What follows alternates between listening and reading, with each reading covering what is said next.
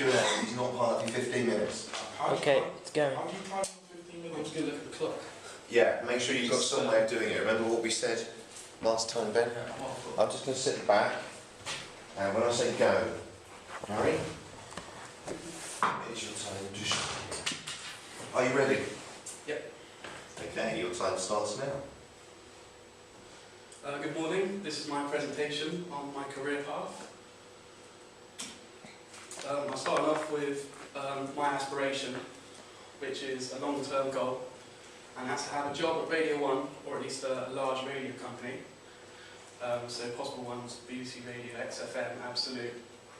I'm going to focus on Radio 1 in this presentation, and looking at possible shows which I'd like to work on, which are The Breakfast Show, which is hugely popular, Drive Time, which is Greg James at the moment, is one of my favourite shows which I'd like to work on, and the evening shows which are more music based, so the Zane Lowe Show and the Phil and Alice Show, which is the late night 10 o'clock until 12 o'clock show.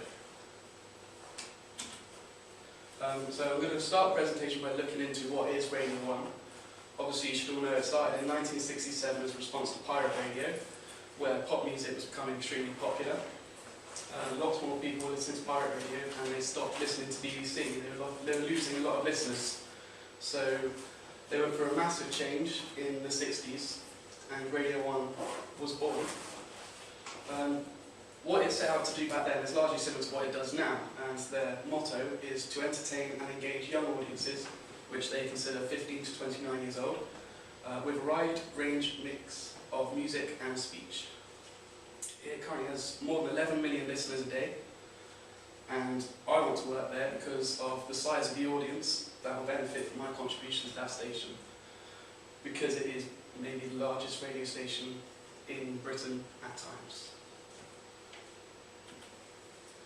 I looked into Radio 1 in the future because that's what it's moving to, and that's what it's going to be like if I ever get a job there. Fingers crossed.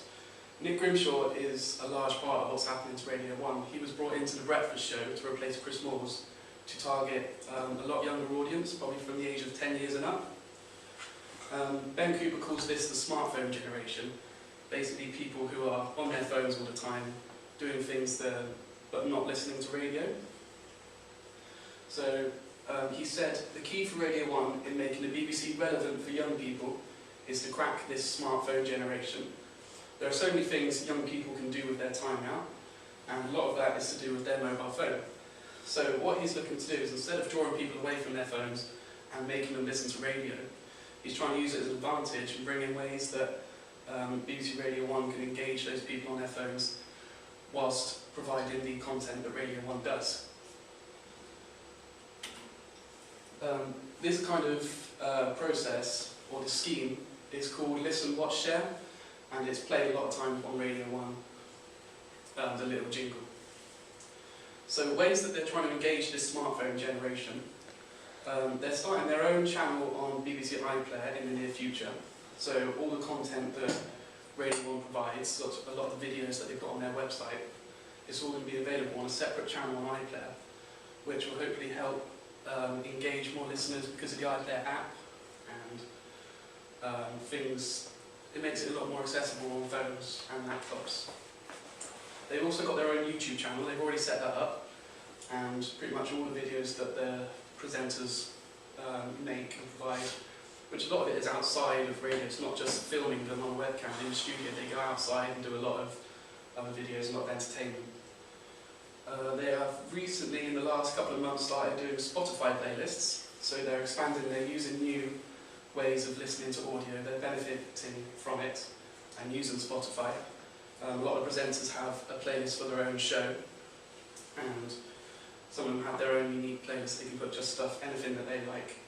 So it's just another way to engage with Radio 1. The playlist service is something that's very, very, very recent. The logo is there, and you can find it on the iPlayer radio website at the moment. And it's basically a new scheme where if you hear something that you like on the radio, pretty much any of the radio, not just Radio 1, you can tag it and add it to your own playlist on your account. And from there you can export it to either Spotify, YouTube or Deezer. And I expect the list of streaming sites available will expand over time. Not only that, the playlist service can also host DJs playlists. One of the more famous ones that's just started last week was Zane Lowe's. So anything, even if he doesn't play it on his show, he can put stuff that he listens to and that he enjoys. So it's just looking at other ways that they're engaging their listeners other than tuning into a normal radio. So I'm looking at how to get there now. I'm sort of thinking of an action plan. How can I get there in the long term? Obviously, studying a radio course is a good place to start. So I'm looking to develop skills and knowledge during the course of this 2 years, and then hopefully moving on to the 3rd year. So student radio is a great place to start. There's Nerve at the Bournemouth Tower campus and Aspire just across the hall. Work experience in local community radio is the next step after that. In the new year would be a great place. Start applying as soon as possible and getting in wherever I can, just getting in some hours. More long term, probably after I finish this course, we're be looking at larger radio stations, such as commercial radio, for example the XFM, the Absolutes. And from there, once I've got a lot of experience and a lot of knowledge, gained a lot of skills, I can start applying for jobs at Radio 1, whether it be at the bottom and moving up, or somewhere around the middle.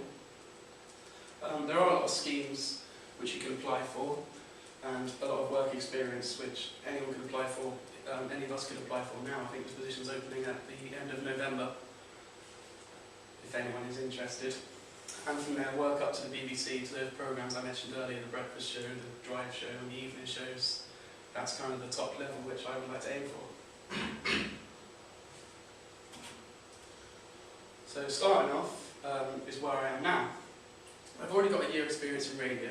I worked at Chippenham College, produced a show on a Thursday evening. It was run by Wiltshire Council and we called it Spark Radio. It was really, really useful for me because I took a year out from education to have a look at that and get a lot of experience before I started this course. Basically, I just had free run of the studio, so I could learn how to use equipment and get used to talking on a microphone with no one there. Obviously, currently studying the foundation level radio course. I'm learning skills to gain experience. One thing which I've already learned is the use of Adobe Audition, which I hadn't used before I started, and I think it's really, really useful for producing shows and editing software and sound effects and things for podcasts and things other than just presenting live on air. Another thing that I've got access to at the moment is the opportunities to get involved with the student radio. Obviously there's second years which are working at Nerve Radio, so hopefully be able to use those contacts to get some sort of position there would be really, really useful.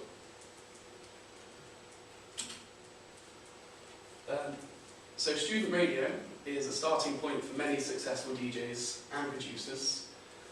Nick Grimshaw, this is a very young picture of him there, which I thought was quite funny. Nick Grimshaw started on student radio before going into more media, such as journalism and presenting. He did a lot of presenting on Channel 4 before Radio 1 picked him up. And that's possibly why he became a DJ on the breakfast show, because he'd already had experience presenting to younger audiences on the Channel 4 on the Saturday mornings and Sunday mornings. Greg James also had a very successful career in radio. He's still very young, just like Nick Grimshaw. He started on hospital radio, and although it wasn't ever transmitted because the transmitter was broken, it was never broadcasted, but he got a lot of experience, and that gave him the confidence to go for the student radio once he was at university. He actually got nominated for an award, so went along to the student awards, which he won, and the prize was an hour show on Radio 1. So obviously straight away he went in and he got contacts, and he got known by some people working at the BBC as he did a show on Radio 1, live on air. Managed to keep in touch with people that he met, and he uploaded a demo to SoundCloud, or he sent it to Radio 1, sent it to various people, and Ben Cooper picked him up and thought that he was a great DJ. He also probably met him when he did a show at Radio 1, and he decided to pick him up and get him involved straight away. Absolute Radio are very keen to give jobs to students, so they were listening to a lot of student radios, and that's where they will look to employ people, young people, to get involved. They're very keen on that, Absolute Radio in particular. So looking at Nerve Radio and Aspire Radio, that is where to start, basically. Then next step would be local radio, which I can do whilst I'm studying here. There's lots of opportunities in Bournemouth. There's Hot Radio, Hope FM and Fire. But not only could I do that in Bournemouth, there's also lots of places back home from summer holidays or Christmas holidays. There's the Breeze Bath, which is Bath's local station, and there's also a Heart Radio in Bath, which wouldn't be my favourite job in the world, but experience is experience, and you've got to suck it up and get it where you can. Then commercial radio. This is a great way to get recognition from the BBC. It's a great way to get noticed. And I like the idea of Absolute Radio because I quite like a lot of these stations, and they have a lot of different options on the DAB, 60s, 70s, 80s, 90s, noughties and classic rock. So there's a lot of places to get involved. There's a lot of production work and research and possible job opportunities. And like I said, getting a place on student radio is a fantastic place to get noticed by them. So how would I get Radio 1 to notice me? Well, there's a few ways, or a few options. A very common way is to upload a demo to SoundCloud. I'm looking to record a demo once I've got a slot on either the Aspire or Nerve Radio, and possibly take clips from there and put together a demo full of clips that I've actually done live on air. Probably because it would probably sound more realistic and it would be better produced. Posting clips from any radio, any kind of media, posting it to YouTube is a way that Radio 1 are looking to employ people from. There are two presenters on Sunday evening called Dan and Phil, and they were noticed because of their video blogs on YouTube. They acquired an audience of younger watchers, and they got a lot of people watching their videos. So Radio 1 found that, offered them a show at Christmas time, which they recorded live on air, and it was very, very successful. And so they got a job on a Sunday evening. They still continue to do all these video blogs, but they can also have fun on their radio show where they interact with younger people, and it's largely comedy based, so it's what they're good at and what Radio 1 knew they would be good at. Another option is to expand my music blog, which is just reviewing the latest albums and tracks, which I'm sort of using Twitter to get going at the moment. And that's the bibliography, which I've got on the screen if it needs reviewing later. The rest is this. There's any questions? Anybody got any questions for Harry about his plan and his aspirations and that sort of thing? It's kind of put well, so you can't say he's got it planned out, so I don't know what to say. So what's like a backup plan if you don't get into Radio 1? Any backup plan? Not just radio companies, I suppose. I've looked at companies like Spotify, which I'd like to work for. Whether there's opportunities, I haven't quite done enough research into it. Whether it's just computer geeks doing lots of IT stuff, or whether there's actually a musical element to it, and they need people that are good at kind of the stuff that I will learn on this course and the stuff that I've got skills in. So companies like Spotify or streaming services is another option. Good question, mate.